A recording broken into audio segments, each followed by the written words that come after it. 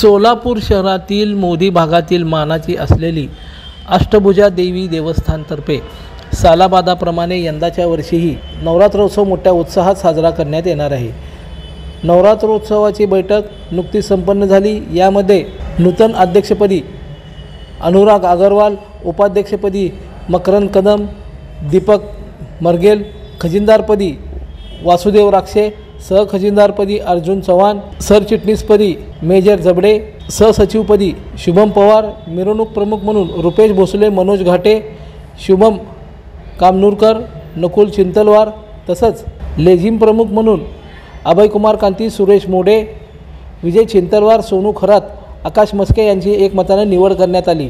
या सर्व नूतन पदाधिकाऱ्यांचा सत्कार करण्यात आला। अनुराग बाबू अग्रवाल माझी अध्यक्षपद निवड झाल्यामुळे त्या मी सगळ्या मंडळाचा आभारी आहो आणि मी माझं कार्य बरोबर पार पाडेल हे सगळ्यांना मी आश्वासन देतो। लोकदर्शन मराठी चॅनलला सबस्क्राइब करा।